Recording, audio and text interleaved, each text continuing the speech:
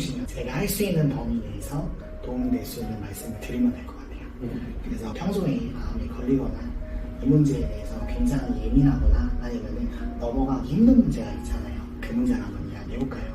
제 가족들이 있는데 그 중에 제 동생이 아주 오랫동안 집 밖으로 나오지 않는 문제가 있습니다. 좋습니다. 그 동생이 밖을 나가지 않는 이유가 어떤 이유인 것 같아요? 형이 볼 때는? 어렸을 때를 생각해보면 항상 집 안에서도 그렇고 외부에서도 그렇고 항상 왠지 모르게 낯을 가리고 좀 부끄러움이 많았던 친구인데 네네네. 그래서 항상 제가 하는 것에 있어서 같이 이끌어줘야지 뭔가를 하고 항상 부끄러워하는 게 기본값처럼 항상 그랬어요. 기본 상태가 네. 수치심, 이게 부끄러움인 거다.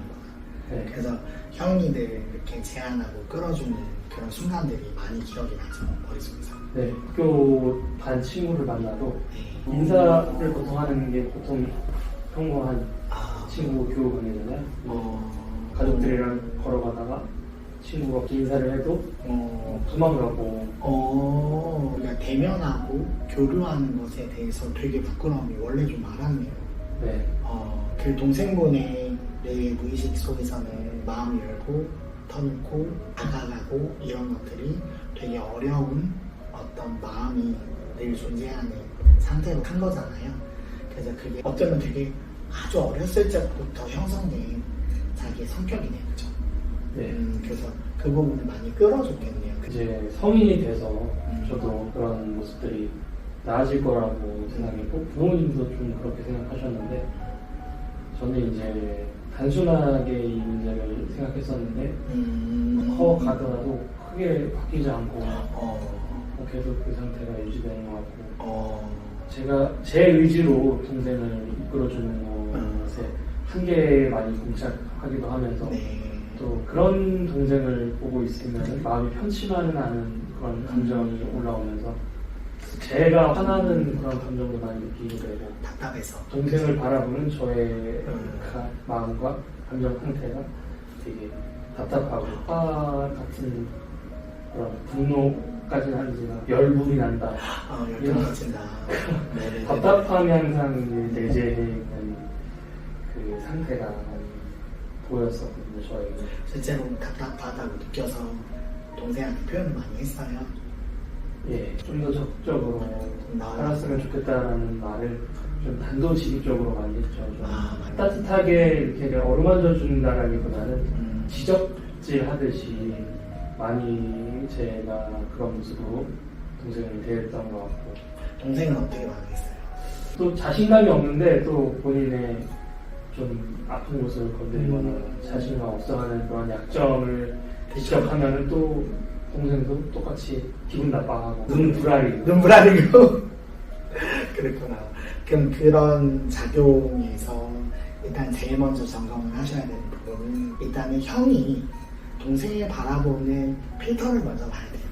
그러니까 내가 보고 싶은 대로 보이는 것이 우리의 인식이잖아요. 그러니까 이 오감이 있는 그대로 볼 수 있으면 참 좋은데 자기의 필터와 정보를 붙여서 보게 되거든요. 그럼 일단은 동생에게 바라는 것, 동생이 좀 적극적으로 세상 속에서 교류도 하고 남들처럼 여자친구도 좀 사귀고 좀 자기 인생을 살아가길 바라는 마음이 있잖아요. 그 마음 속에 자기가 있거든요. 그걸 한번 들여다볼까요? 형의 어떤 마음이 투영되고 있는 것 같아요, 동생한테. 동생을 위한다는 마음도 있겠지만 사실은 더 들어가 보면 자기를 위해서 그렇게 하는 거거든요.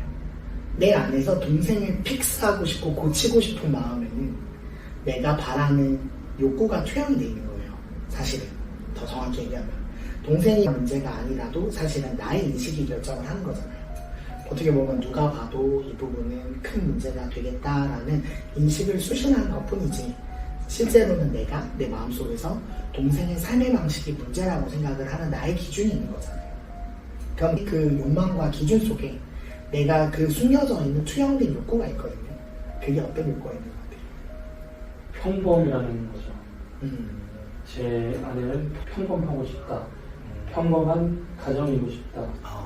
편안하고 안정적인 가정이고 싶다. 어. 왜냐하면 동생이 그렇게 있으면 동생이 집 안에서 하는 행동들이 좀 가족들을 불안하게 하고 좀 집안에 가만히 고요하게 편안히 혼자만 침잠해 있고 가만히 뭔가를 집중하고 있는 게 아니라 집 안에서 그 본인의 어떤 자신감 없어하는 모습과 본인 스스로가 불안해하는 그 행동을 집 안에서 하게 되면 또 가족들이 그 모습을 봤을 때 가족들도 똑같이 불안해하거나 아니면 좀 어떤 자신감 없어하는 모습들에 영향을 받는 것 같다라는 느낌을 많이 받거든요. 그래서 평범해지고 싶다라는 욕구가 있는 것 같아요. 평범하다라는 거는 이제 좀 가족이 자기 할 일을 하면서 평안하게 각자의 역할을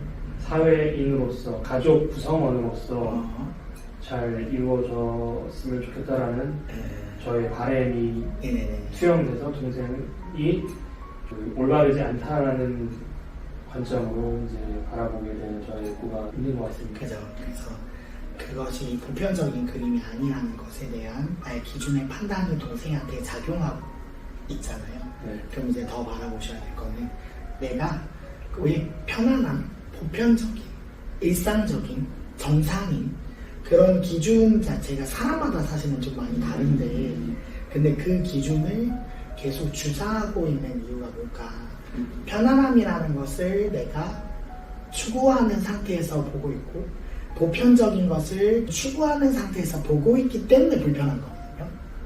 그럼 그 동생이 불안한 거는 언제 불안한지 확실치는 않지만 내가 불안한 거고 내가 불편한 거예요. 정확하게. 그죠? 그럼 그 이유가 스스로 바라볼 수 있을 부분이 있을까요? 제 주변의 사람들이 동생을 보더라도 조금 불안한 모습들이 좀 우려가 된다라는 말도 많이 들었고 그리고 밖에 같이 나가더라도 이렇게 사람들을 피하고 두려워하는 그 모습을 볼 때 사람들이 좀 이렇게 이상한 견눈질로 동생을 바라보는 그런 시선들도 많이 느꼈고 그러다 보니까 함께 살아가는 세상에서 좀 날카로운 시선과 타인들의 그런 불편한 시선들 그런 것들을 좀 거기서 이제 벗어나고 싶은 거죠. 맞아요. 너무 공감돼요. 그리고 말씀하시는 그 모든 것들도 사람들이 참 많이 생각하는 모습들이에요. 근데 이제 그렇지 못한 동생이잖아요. 근데 이제 제일 점검해 봐야 될 거는 동생에게 투영된 기준이라는 게 존재한다면 어쩌면 동생이 틀렸다라고 생각하는 거일 수도 있잖아요. 내 마음에서 나도 모르게.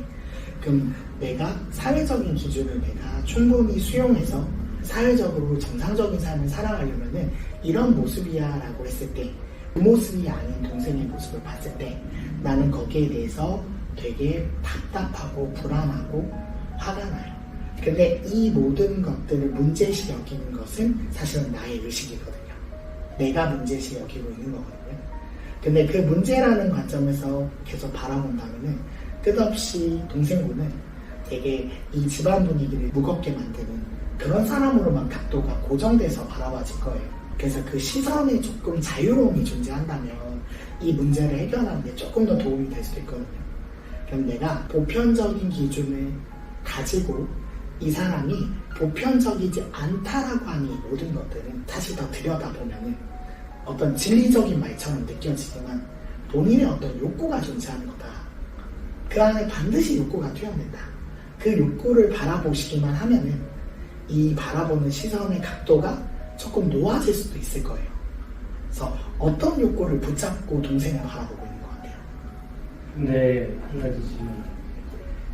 인간이 욕구가 없다면은 굳이 살아야 할 이유가 너무 많은 말이에요. 욕구를 부정하는 게 아니라 어떤 욕구가 투영됐길래 이것이 이렇게 바라봐지는지를 보면 이 욕구를 놓을 수도 있고 잡을 수도 있잖아요.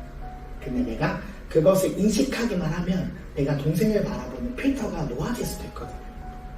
그럼 내가 문제라는 인식보다는 이 사람의 자연이 느껴질 수도 있어요. 이 사람의 이치가. 어떤 사람이 어떤 에고적 특성을 갖는 거, 관념적인 특성을 갖는 거, 그거 되게 그 사람이 경험한 그 사람을 책임져야 될 부분은 맞아요. 근데 때로는 어쩔 때 보면은 그 불교에서 업이라고 표현하기도 하잖아요. 이 작용이 일어나기 전에 보이지 않는 영역에 수많은 무의식의 작용이 일어나서 이런 행동을 하는 데는 얘만의 어떤 책임만이 아닌 굉장히 많은 작용이 일어나서 이렇게 되기도 해요. 그 모습이 고정되는데. 그럼 일단은 첫 번째는 동생이 고정되어 있는 모습이 좀 거기서 나오기를 바라는 마음은 정말 큰 사랑이에요. 그 의지는. 그러나 동생이 문제 있다라고 여기는 그 고정된 인식에 나라는 것이 포함되어 있는데, 근데 그 내가 어떠한 욕구와 어떠한 필터로 동생을 보는지를 봐야 동생에 대해서 다른 시선이 보일 거예요. 어떤 시선으로 보고 있는 것 같아요. 어떤 욕구가 있는 것 같아요. 동생을 보면 되게 불안하게도 느껴지고 불편하기도 하고 답답하기도 하고 화가 나잖아요. 그 감정의 뿌리는 어디서 오는 것 같아요? 타인으로부터 오는 거죠. 어떤 타인으로 구체적으로 얘기해 줄 수 있어요? 동생과 교류를 할 때 네네네. 밖에서의 자신감 없는 모습. 그렇기 때문에 타인들에게 저는 이상한 애다 라고 비춰지는 모습들이 있는 그대로 보는 게 아니라 이상하게 부족한 사람으로 본다. 이런 시선들에서 벗어나고 싶은 욕구, 존중받고 싶은 욕구. 그 존중받으시고 욕구가 가장 솔직한 마음인 것 같아요. 뭐 대단하게 와칭을 잘하는 거예요, 진짜. 그럼 그 존중받고 싶은 욕구는 동생의 욕구예요, 형의 욕구예요? 저의 욕구를 투영한 거죠. 그렇죠. 그래서 너무 사랑해서 나처럼 느껴지고 내 가족이고 하니까 이 아이가 존중받지 못하는 부분은 내가 존중받지 못하다라는 마음이 일어나서 그러는 거 맞죠? 그래서 이제 그 부분이 어떤 이야기가 들어와도 그냥 나라는 것 자체가 소중하고 존중할 만한 가치가 있다는 것을 계속 깨닫고 있긴 하잖아요. 꼭 이 동생뿐만 이런다고 그런 게 아니라 뭐 몸이 정상이든 어떤 보편적인 범죄에 속하더라도 어떤 뭐 머리 하나 잘못돼도 뒤에서 웅성웅성하는 게 사람들이잖아요. 근데 그런 이야기 말고 내가 내 안에 있는 생명의 중심의 힘이 커질 때 그때 동생을 바라보는 것도 조금 달라질 수 있지 않을까요? 바라보는 대로 에너지가 바뀌거든요. 무슨 말이냐면은 지금 형이 겪는 모든 세상은 형의 마음의 그림에서 겪는 거울들이잖아요. 그럼 내 안에서 문제라고 여기는 동생의 문제는 사실은요, 정확하게 얘기하면 내 문제거든요. 내 문제의 형상이 떨어져 나와 동생에게 투영되고 있는 거거든요. 그럼 동생의 문제에 대해서 360도로 보려면 동생을 360도로 느끼고 통찰이 되려면 나의 문제로 여겨지는 것이 투영되는 것을 멈출 때 그게 더 보이는 시야가 있을 거예요.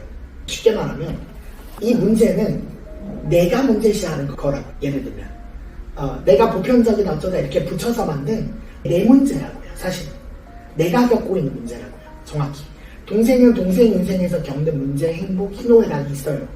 동생 인생 속에 하루 종일 괴롭진 않을 거예요.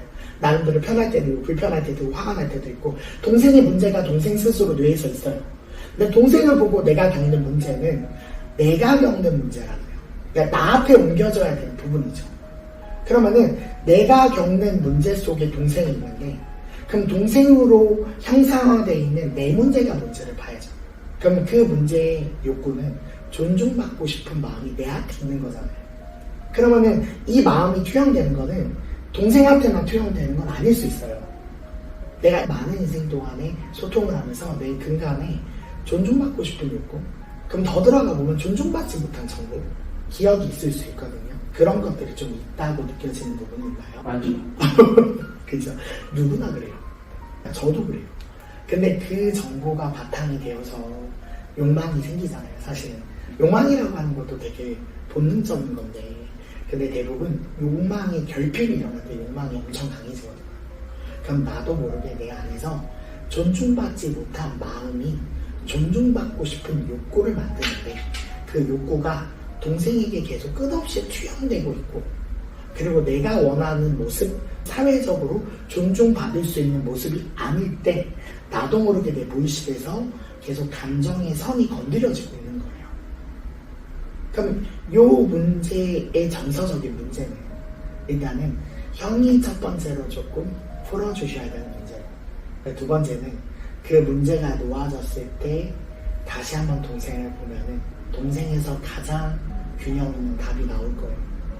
제가 그때 겪었던 동생은 일단은 같이 아주 일상적인 거라도 작은 거라도 그냥 같이 떡볶이 먹고 밥 먹고 그냥 하는 것 자체가 의미가 있다고 느껴졌거든요. 솔직히 얘기하면.